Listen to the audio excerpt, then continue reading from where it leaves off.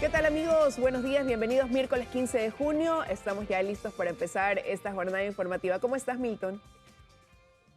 Mis amigos, buenos días, bienvenidos. Son las 7 de la mañana. Tengan precaución en Quito y algunos cierres viales. En el norte, en la Simón Bolívar, a la altura de Llano Chico hay problemas. En el sur, en la curva de Santa Rosa, también hay problemas, así que tenga cuidado cómo se va a movilizar el día de hoy. Tome precauciones. No hay pico y placa, está suspendido hasta nueva disposición. Y también monitorear, ¿no?, la información que provenga desde el Ministerio de Educación. Padres de familia muy preocupados si hay clases presenciales o no. Ya se determinó en algunas provincias que regresan a las clases virtuales por las jornadas de movilizaciones. En todo caso, esos temas los vamos a desarrollar en breve. Contarles también que estarán con nosotros hoy Fausto Cobo, director general del Centro de Inteligencia Estratégica CIES. También vamos a conversar con Miguel Ángel González, él es el presidente del Comité Empresarial Ecuatoriano y la Cámara de Comercio de Guayaquil, las pérdidas que está generando este tercer día de paralización. Empezamos de inmediato con las noticias.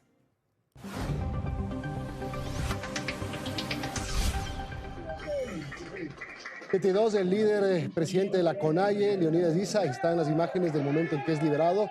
La jueza dispuso su liberación anoche, cambio de medidas y podrá defenderse en libertad con algunas restricciones como no podrá salir del país. Sí, tendrá que presentarte también 2 días a la semana, miércoles y viernes, y él será procesado como autor mediato del delito de paralización de un servicio público. La jueza estableció que el proceso se va a tramitar ya a través de un procedimiento directo y convocó audiencia de juicio para el lunes 4 de julio. Así es, Leonidas Issa salió entonces en libertad. Esta detención que se produjo en la madrugada del día de ayer avivó sin duda la protesta social de parte de los movimientos indígenas. La ciudad de La Tacunga se convirtió en un escenario de movilización y presión sobre la unidad de flagrancia en la que fue trasladado en horas de la tarde después al aeropuerto Cotopaxi y finalmente ustedes ven las imágenes cuando es liberado. Sí, todo un periplo, ¿no? A primeras horas después de su detención, él permaneció en la unidad de flagrancia de Quito, donde también se generó información por parte de la Fiscalía y de la Policía sobre si el parte policial no había llegado en su debido momento, en el momento oportuno. Hubo un pronunciamiento por parte de las dos instituciones y en todo caso, como tú lo comentabas, Milton, pues después fue trasladado ya a Cotopaxi para finalmente, cerca de la medianoche, quedar en libertad. 7 de la mañana con 4 minutos, ya veremos cuáles son las acciones que disponga el presidente de la CONAIE, Leonidas Issa, una vez liberado. Lo que sí hemos visto es la intensificación de las manifestaciones y la llegada de indígenas a la capital. Sí, el día de ayer, segundo día de protestas, ya el tono de la violencia subió. Policías y guías penitenciarios retenidos, 87 bloqueos en vías y un patrullero que fue quemado, que fue también, como veíamos, recibió agresiones, ese vehículo de la policía, justamente fuera de la unidad de flagrancia en Quito.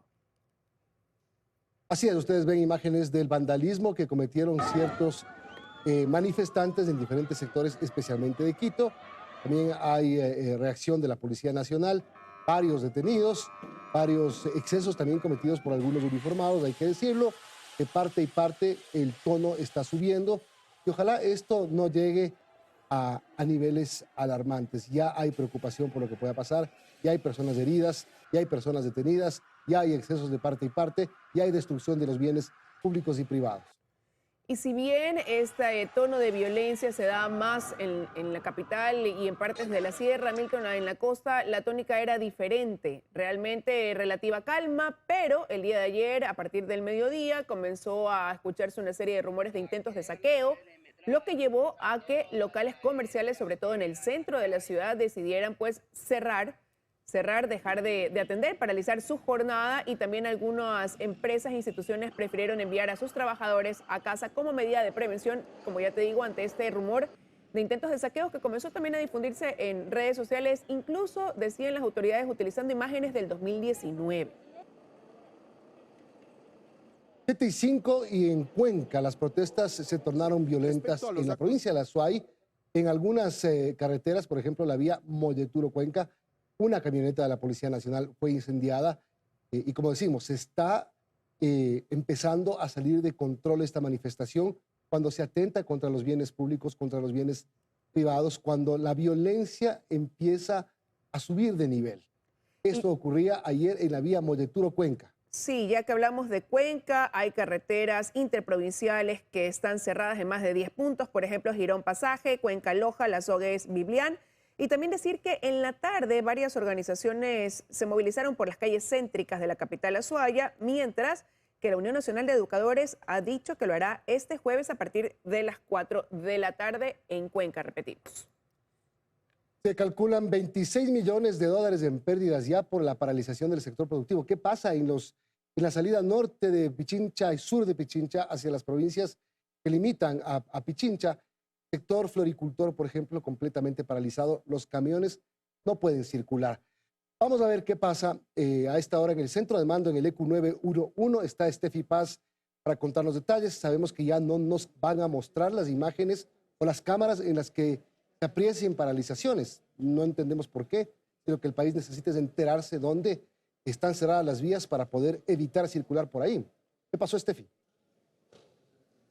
Así es, ¿qué tal, Milton, Liz, amigos televidentes? Muy buenos días. Según el último corte reportado aquí en el EQ 911, hay por lo menos 90 cierres viales a escala nacional. A esta hora vamos a revisar algunas de las cámaras de videovigilancia de aquí del Servicio Integrado de Seguridad del EQ 911 y ustedes pueden observar específicamente, esta es la situación que se evidencia en el Parque El Arbolito, aquí en el centro norte de la capital. Ustedes pueden observar, hay uniformados que se han desplegado de la Policía Nacional, tanto en el norte como en el ingreso sur de Quito, en el sector de Tambillo y en el sector de Carapungo. Al momento hay libre movilidad, sin embargo ya hay reportes de cierres y algunas provincias que presentan también complicaciones.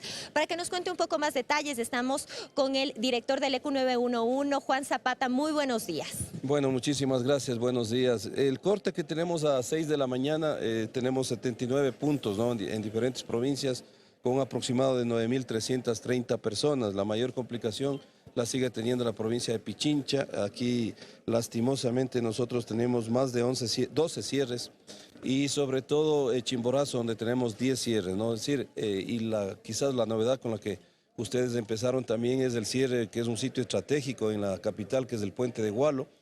También tenemos cierre ya en las curvas de Santa Rosa. Ayer habíamos habilitado con Policía Calderón, también ya se encuentra cerrado, y eso complica la situación de movilidad en la ciudad. Esperemos ver qué es lo que ocurre en el día, pero sin embargo ya inclusive hay otras provincias que también ya presentan algunas complicaciones, ¿no? ¿Cuál es la tónica actualmente de estas movilizaciones? ¿Se han tornado quizás violentas? ¿Qué es lo que ustedes han podido detectar? Bueno, en algunos momentos sí. El día de ayer ustedes vieron con el patrullero que lastimosamente fue agredido e inclusive incendiado en la patria y es decir, en la patria Amazonas. Lastimosamente son 4 unidades policiales que se han visto afectadas, ¿no? Una en Molleturo, 2 ya aquí en Quito, uno en el centro histórico también, la de ayer de la patria, y también tuvimos otro en Oyacoto. Entonces son recursos del Estado que se necesitan. Ayer tuvimos 5 procedimientos complicados con ambulancias que trasladan a ciudadanos que solicitan la emergencia hacia el EQ y que necesitan ir a hospitales. Eso nos complica mucho porque hay que hacer transbordos. En muchos casos hay que hacerles bajar con el oxígeno. Es decir, es complicado el poder hacer nuestro trabajo bajo estas circunstancias. El lunes nos tocó hacer un traslado aeromédico inclusive, ¿no? Una última consulta. Nosotros quisiéramos saber, el EQ 911 está monitoreando también a través de estas cámaras de videovigilancia, quizás aquellos puntos conflictivos, por ejemplo, los que hemos en este momento mencionado, el puente de Gualo, la curva de Santa Rosa. ¿Están ustedes ya directamente monitoreando estos puntos desde aquí, desde el EQ? Sí, nosotros tenemos ahí cámaras y se pueden determinar.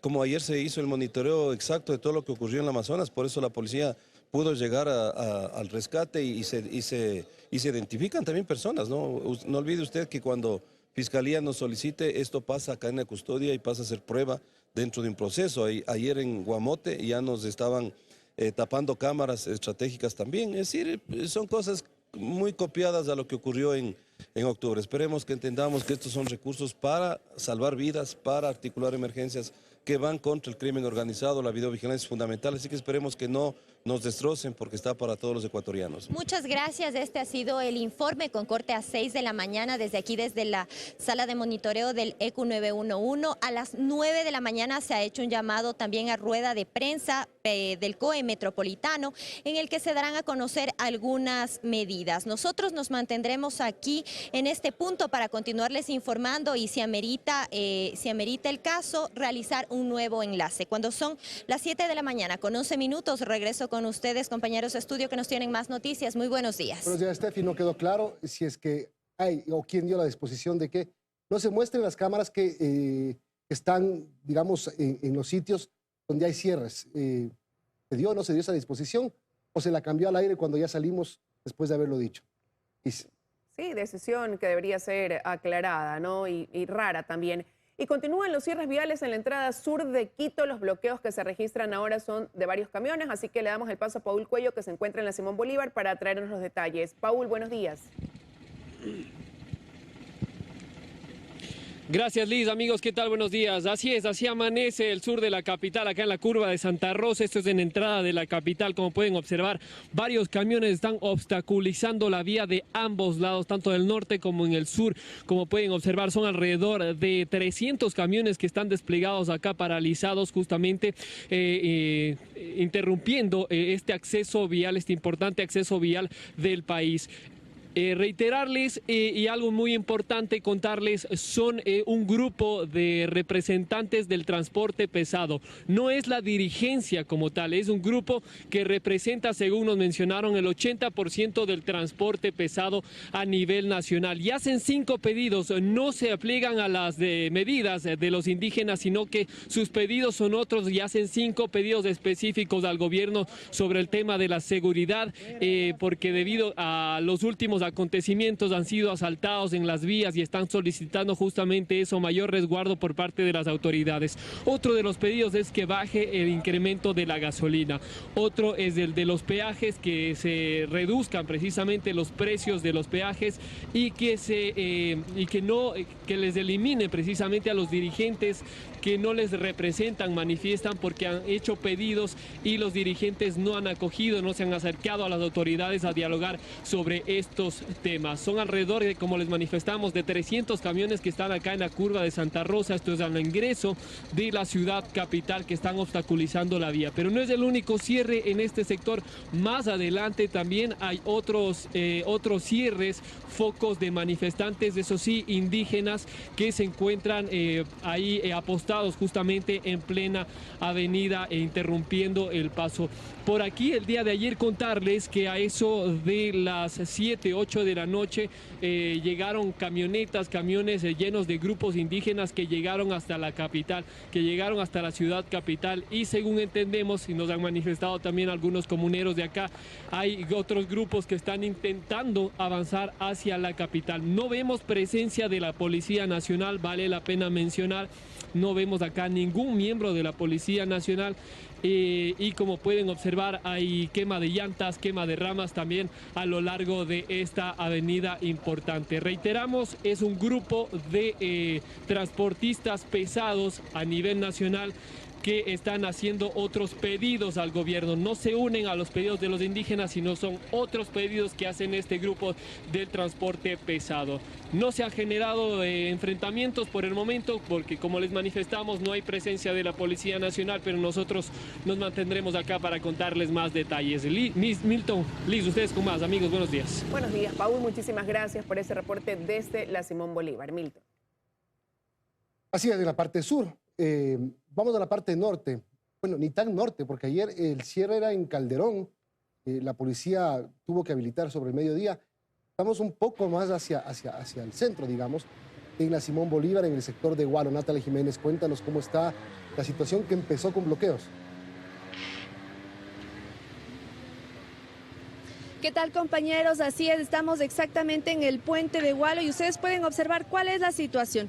Está cerrada la vía, están quemando llantas, hay montículos de tierra impidiendo totalmente el paso a las personas de ambos sentidos. Las personas, para dirigirse a sus trabajos, como podemos ver, están yendo a pie porque no les permiten ingresar. La vía está cerrada a la altura del redondel de Zambisa. Ahí están agentes metropolitanos informando que esta vía está cerrada. Sin embargo, hay carros que de todas formas pasan y esto es lo que sucede. Tienen que darse la vuelta porque no hay paso. Una que otra moto sí ha logrado pasar, pero en general la vía está cerrada. Recordemos que esta vía conecta la Simón Bolívar con Llano Chico, Llano Grande, Guayabamba, Carapungo y Calderón. La alternativa que han dado las autoridades de tránsito es que tomen la vía Eloy Alfaro y que se vayan para la Panamericana Norte para llegar a estos puntos. Estamos viendo cómo las personas tienen que caminar, es aproximadamente 1 kilómetro, 1,5 kilómetros hasta llegar al redondel de Zambisa. Comentarles que aquí tampoco hay presencia policial por el momento. En la mañana nos comentaron que estaban un poco violentas las personas lanzando piedras, pero ahora la situación se encuentra un poco más tranquila. Sin embargo, tampoco hay agentes metropolitanos de tránsito ya en esta zona ni policía nacional. Como les comentábamos, la vía está cerrada desde el redondel de Zambisa, entonces usted, si es que iba a venir por esta vía, ya tome la vía alterna, que es la Eloy Alfaro, para dirigirse a la Panamericana Norte. Estamos viendo cómo están quemando llantas, están los montículos de tierra. La situación está un poco tranquila, esperamos que estas manifestaciones no escalen con violencia. Esta es la información que les tenemos desde aquí, desde el puente de Gualo en el norte de Quito. Volvemos con ustedes, estudios. Muy buenos días. No sé qué pasa con la policía. La pregunta es, acabamos de ver a Paul Cuello en la entrada sur de Quito y ahora a Natalie, una arteria principal de la capital, y no hay policía. Están cerradas las vías. No hay policías. Situación preocupante, 7:17 de la mañana. Vamos a ir a una pausa y enseguida regresamos con más. Recordándoles que no hay pico y placa en Quito. 7:23 de la mañana, momento también de ver qué está sucediendo ya en cantones, por ejemplo, de la provincia del Guayas, acá en la ciudad de Guayaquil, también Milton. Así es, vamos al EQ 911 de San Borondón. Ahí está Vanessa Robles monitoreando la situación junto a las autoridades para que nos dé detalles. Milton, Liz, amigos, buenos días. Continuamos acá en las instalaciones del EQ 911 en San Borondón por tercer día consecutivo, monitoreando el movimiento en las carreteras principales de la provincia y están despejadas. En la madrugada no han habido alertas por intentos de bloqueo en las vías, ni tampoco por intentos de saqueo acá en la provincia del Guayas y en Santa Elena. Revisemos en tiempo real, ahora mismo, si usted puede visualizar en esa primera pantalla, el bypass Novol, eso es la vía Daule, está abierta al tránsito libre para que no solo los vehículos particulares, motocicletas, también el transporte pueda circular. Vámonos un poco hacia la derecha, tenemos allá en la provincia de Santa Elena, la comuna del Palmar, donde sí en días anteriores se habían registrado desmanes que fueron controlados y no pasó a mayores, muy diferente de lo que ha ocurrido en la capital. Si usted puede ver más hacia la derecha, tenemos la entrada a Juján, también abierta al tránsito sin problema. En la parte inferior, este es en Guayaquil, en el centro de la ciudad. Los locales aún permanecen cerrados, bueno, por la hora. No obstante, ya se anticipó el trabajo de seguridad que se ha hecho en el centro y en el sur, donde se registraron algunas alertas que la policía, es decir, la fuerza pública acudió al llamado. En resumidas cuentas, acá en la costa, podríamos decirlo en términos generales, que la evaluación pues es aceptable y la vida se desarrolla de manera cotidiana. Esa es la información a esta hora de la mañana, amigos, allá en estudios. Buenos días.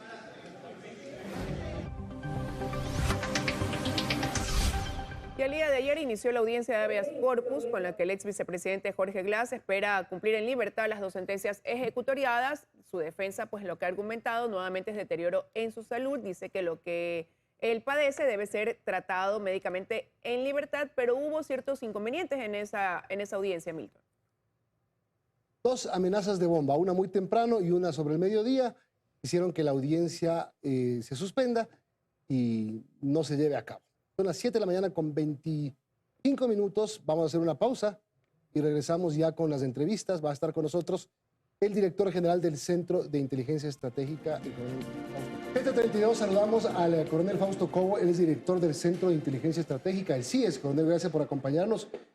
Lo primero que le quiero preguntar es, ¿estas protestas que se están produciendo en el país son reclamos sociales o están manejadas por quién y con qué intereses? Cuando se hace análisis de inteligencia estratégica, no es suficiente revisar la coyuntura, no es suficiente.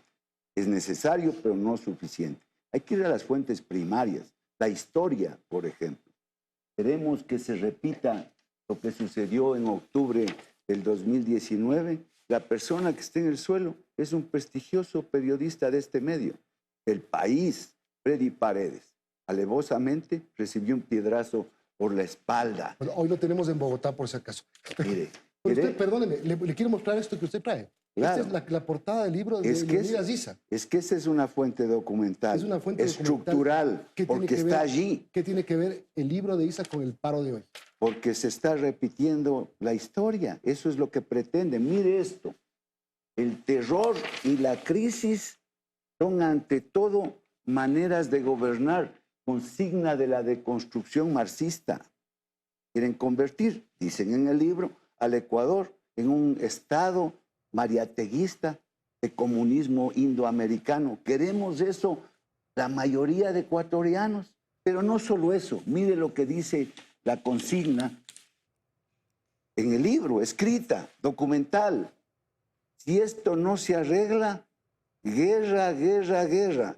Y si no hay solución, habrá revolución.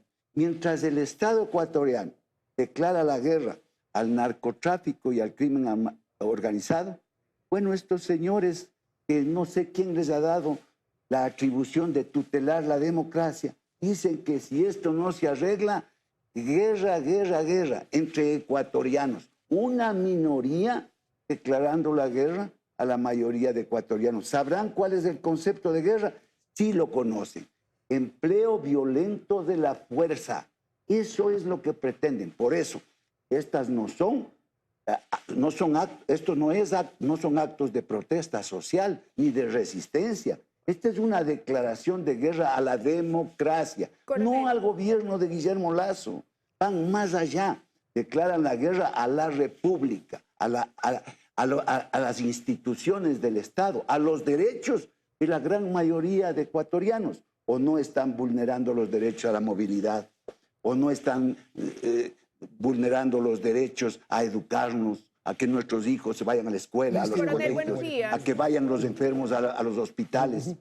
Coronel, buenos días. Pero y dentro de todo lo que usted acaba de contextualizar, justo el ministro del Interior decía ayer que habían grupos subversivos también dentro de estas movilizaciones y señalaba al grupo guevarista, que también pues tuvo su presencia en octubre del 2019. Pero ¿qué hay detrás de esta agrupación que se hace presente justamente en momentos como los que está viviendo el país durante estas jornadas de protestas? El modelo insurreccional de esta guerra, guerra, guerra es de moléculas que atacan a la República en líneas convergentes. Aquí no hay infiltrados, son parte de lo que está pasando en el país. Aquí no hay protesta social, no hay actos de resistencia, existen actos vandálicos para crear caos y asaltar el poder. Estuvieron a punto en octubre del 2019, o no recordamos la historia, cuando incendiaron, por ejemplo, las instalaciones de Teleamazonas, la Contraloría General del Estado, se tomaron las instalaciones de la Asamblea Nacional, hicieron ya documentos para asaltar el poder desde un golpe de Estado. ¿Qué más se conoce de este grupo subversivo que se ha sido calificado desde el gobierno, desde el ministro del Interior, que como le digo, pues se hace presente justamente cuando hay estas movilizaciones? Cuando dicen es una protesta social. No son coincidencias. Liz, no son coincidencias, son parte de esta confabulación, de esta conspiración en contra de la República, no en contra del gobierno de Guillermo Lasso. Van más allá. Este es un modelo insurreccional. Este grupo y otros extremistas se están preparando, están en formación unos y otros ya están avanzados en todo aquello que es el entrenamiento armado. ¿Dirigidos por quién? Bueno, váyase a la segunda Marquetalia y ahí le van a contar lo que es eso en el sur de Venezuela. Aquí en el Ecuador, ¿qué pasa? Aquí en el Ecuador están detenidos 8. Se están preparando en Venezuela. Están preparándose como cualquier grupo terrorista, como cualquier grupo subversivo. Tienen fases y están avanzados. ¿Pero quién los dirige? ¿Quién los dirige? Los dirigen los grupos extremistas. Están detenidos. Están detenidos. ¿Quién dirige a los grupos extremistas? Están detenidos. ¿Pero quién es el jefe de los grupos de los Están detenidos. Están en proceso de investigación. ¿Quién es la cabeza? Bueno, no lo podemos decir en este momento porque están judicializados. ¿Pero a quién responden? O sea, responden a los intereses extremistas que están en este modelo insurreccional y que están atentando contra la República. Es un libro que se vende en las librerías. No, señor, es una fuente documental. Está citando a las páginas del libro. Porque es una fuente documental. Si el libro es la fuente, ya se leyeron el libro, adelántense. Pues. Bueno, ya están detenidos, algunos. Listo. ¿Y qué hay sobre estas investigaciones en torno a quién financia estas movilizaciones? Decían que hay 41 procesos de investigación abiertos para lograr determinar quién está detrás de todo esto. ¿Cómo se avanza en inteligencia sobre ese tema? Estamos avanzando. Hace poco se capturó a una red de financiamiento criminal o está en los medios de comunicación. Aquí lo resaltaron. Está allí gran cantidad de dinero, muchos políticos, mucha gente involucrada. El narcotráfico y el crimen organizado está también metido aquí. ¿Eso tiene relación entonces con estas movilizaciones? Campañas políticas. Coronel, ¿eso tiene relación con las movilizaciones? ¿Eso tendría relación entonces con las movilizaciones también en cuanto al financiamiento para sostener estas jornadas de protestas? Hay que unir todo. Aquí no existe nada aislado. Esta es una confabulación y desde luego que hay dinero del crimen organizado, del narcotráfico en toda esta confabulación, repito, en contra de la República. Estas personas que no sé quién les ha dado el tutelaje de la democracia definen quién debe estar en el poder, quién debe salir, cuál es el plazo. Ahora eso no se puede permitir. Que caiga el gobierno del presidente Lasso. Pero lo ha dicho el cabecilla de estos actos vandálicos. Poner? Lo que es que por eso se llama revolución molecular disipada, porque en la confusión asaltan el poder y ahí entonces aparece cualquier cosa. Ellos así están actuando y no solo aquí, es un modelo que está en la región y está en el mundo. ¿Qué pasa con la gente que en la calle, con los comuneros, con los indígenas, con los campesinos, están sufriendo condiciones económicas difíciles y que salen a protestar por eso? Están siendo, su protesta, su inconformidad, su situación está siendo aprovechada por los dirigentes. Absolutamente está siendo aprovechada por los dirigentes porque esos dirigentes... ¿Están siendo usados? No, a ver, la gente, aquí no estamos hablando de usar a las personas, sino de aprovecharse de sus necesidades. Este gobierno ha hecho inmensos esfuerzos. No entienden que estamos en una guerra en Ucrania y que tiene efectos globales. Esta gente no comprende, porque están en la guerra, no comprenden, no quieren comprender de que salimos de una pandemia, de que recibió el gobierno este periodo con un déficit de 7.000 millones de dólares y que hoy está en 2.500 millones de dólares aproximadamente, que ha hecho un esfuerzo inmenso para poner las finanzas en orden. ¿Qué dice la inteligencia? ¿Qué dice el CIES de lo que va a pasar hoy, mañana y en los siguientes días? Mire, están en una estrategia focalizada. Y la estrategia focalizada quiere decir que hay focos. Con poca gente causa un efecto inmenso. Eso es parte de la subversión que se está aplicando ahora, no solo aquí, sino en algunos países. Anoche entraron aquí. Mire, aquí mismo en Quito hay una franja en Cutuglagua, inmensa, donde hay una invasión y que allí existen ya gente que está aquí mismo, que es parte de toda esta confabulación. Y lo mismo en el norte. Pero lo que quieren en una estrategia de focos es que el Estado salga y se desgaste prematuramente para ellos lograr la ventaja estratégica y después hacer una estrategia de masas. Eso hay que impedir. Pero, coronel, ya como Milton le preguntaba también hacia dónde van estas protestas. En octubre del 2019 fue una semana de jornada. Ahora, con la detención el día de ayer de Leonidas Giza, que ya recuperó la libertad a la medianoche, la CONAIE decía, vamos a radicalizar la protesta. Ese era el llamado.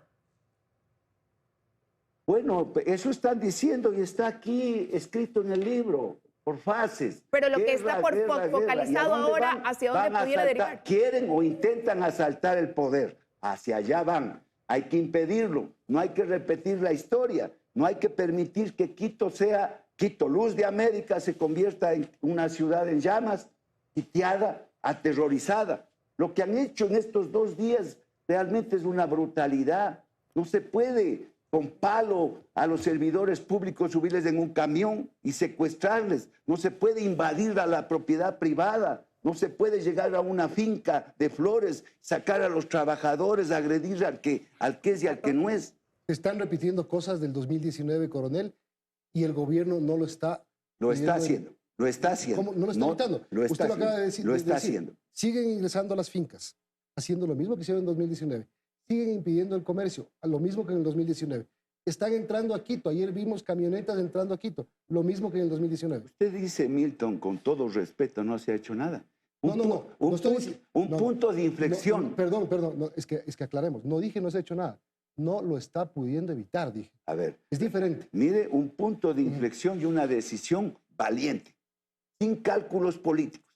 Fue justamente ponerle a Leonidas Issa, al cabecilla de estos actos vandálicos, frente a la justicia. Y los jueces, la justicia ha declarado que es legal su aprehensión, le ha declarado medidas cautelares sustitutivas a la prisión, lo ha citado a una nueva audiencia para el 4 de julio. Es decir, hemos hecho que prevalezca la justicia en el Ecuador, que aquí no hay personas con privilegios para tomarse atribuciones que no le ha dado nadie y coger un palo o declarar la guerra al pueblo ecuatoriano, al Estado ecuatoriano, a los derechos de los ecuatorianos. Esto es importante porque ningún gobierno lo ha hecho.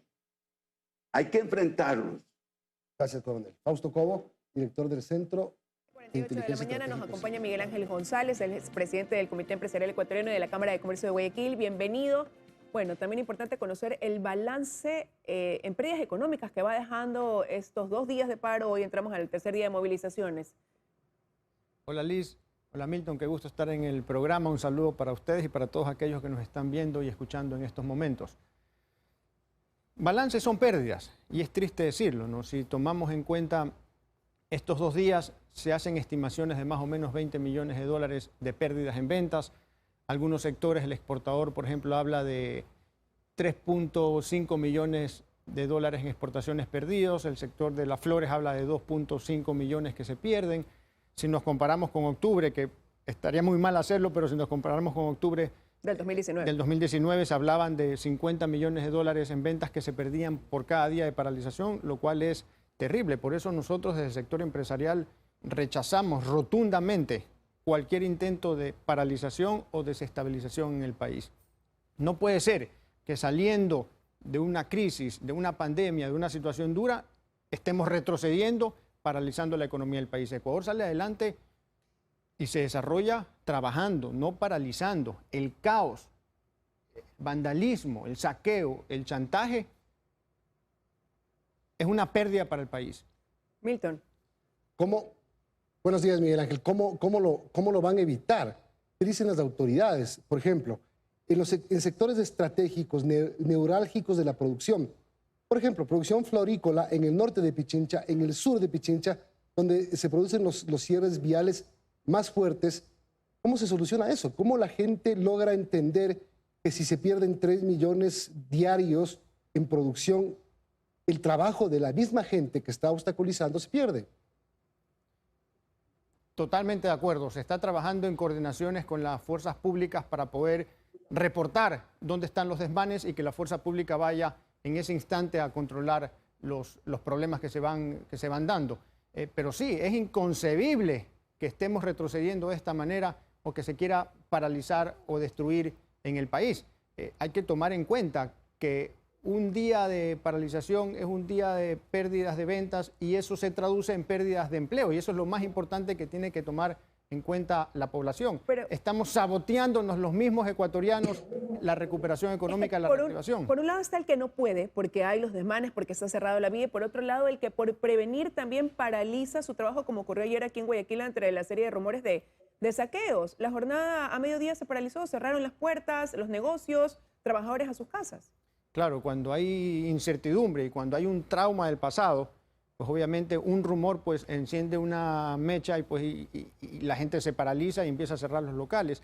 Y eso también es pérdidas en ventas y ahí pues la delincuencia hace su fiesta y eso es un problema que hay que evitar, pero hay que pararnos firmes y creo que es importante que la ciudadanía sí vaya tomando conciencia el problema que es intentar resolver un problema o intentar resolver las quejas que puedan tener a través de la violencia, porque eso al final no nos lleva absolutamente a nada. Recordemos que la gran mayoría de los ecuatorianos, habla de 7 de cada 10 ecuatorianos que no tienen un empleo adecuado, de esos probablemente la mitad vive del día a día. Entonces, un día de paralización implica un día que no se lleva el pan a su casa, un día que probablemente no se come. Y las ventas que se pierden en un día no es que se recuperan al día siguiente, esas ventas se perdieron para siempre, ¿no? Si usted vende arroz con menestra... Es un día que no se lleva, claro. Sí, si usted vende arroz con menestra y un día no lo vende, no lo puede vender al día siguiente de nuevo, sino simplemente se pierde. O si llega más caro, ese es el problema, porque se está empezando a ver que los mercados, como tienen que hacer transbordos para poder llegar con las hortalizas, con las frutas, con los alimentos en general, le suben el precio al consumidor final. Eso por una parte, Miguel Ángel, y por la otra usted dice, hay que pararnos firmes. ¿Qué significa pararse firmes? Bueno, primero rechazamos enfáticamente esta situación, respaldamos a las fuerzas del orden, a la fuerza pública y hacemos un llamado a las autoridades a que se aplique todo el peso de la ley a toda persona que quiera atentar contra la vida, contra la salud, contra la integridad o contra la democracia y el Estado de Derecho en nuestro país. Al final no podemos permitir que se repita un octubre del 2019, no podemos retroceder en la recuperación económica. El país, para resolver los conflictos, tiene que aprender a dialogar y a acordar, no a paralizar o a desestabilizar, porque la inestabilidad es la peor enemiga de la prosperidad. Y algo que estamos seguros es que la gran mayoría de los ecuatorianos quiere prosperidad para este país. Sí, pero ante eso, ¿qué esperan? ¿Qué demandan? Porque lo cierto es que el gobierno abrió la puerta al diálogo y oídos sordos. Ustedes ayer hacían este llamado también a la paz, a la protesta social, y hoy vemos cómo continúan bloqueadas las carreteras. A quienes ustedes les hacen el llamado no están dando la respuesta que esperan. Bueno, el gobierno ha venido respondiendo, la policía ha venido respondiendo rápidamente. Aquí en Guayas, en la sierra, pues se han visto más los desmanes, pero se entiende que se está trabajando en conjunto para reportarlo. Pero también se está intensificando la violencia dentro de estas movilizaciones y lo hemos visto, sobre todo en la sierra del país. Sí, es preocupante y definitivamente hay que trabajar y toda la ciudadanía debería pronunciarse y rechazar, porque obviamente estamos hablando de una minoría que está queriendo imponerle a una gran mayoría. Y cuando de una u otra manera las acciones de unos atentan contra la libertad o contra los derechos de otros, eso es delinquir.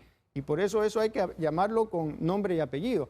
Y la gente que tiene reclamos que pueden ser justos, tiene que entender que lo que se consigue con violencia, como decía Gandhi, se mantiene con violencia. Y ese no es el futuro que queremos para nuestro país. La ciudadanía tiene que estar consciente de esto. Los problemas no se resuelven con violencia, con desmanes, con vandalismo. Y obviamente desde el sector empresarial reconocemos el derecho a la protesta como una manifestación del derecho a la libertad, pero siempre sin saqueos, sin vandalismo, sin chantajes o sin ningún tipo pues, de desmanes que causen problemas a los bienes públicos o a los bienes privados o principalmente a la salud o la integridad de las personas. Hay que diferenciar muy bien. Una cosa es la protesta social, lo cual es legítima, y otra cosa son los intentos de desestabilización con agenda política o con vandalismo que se disfraza de protesta social.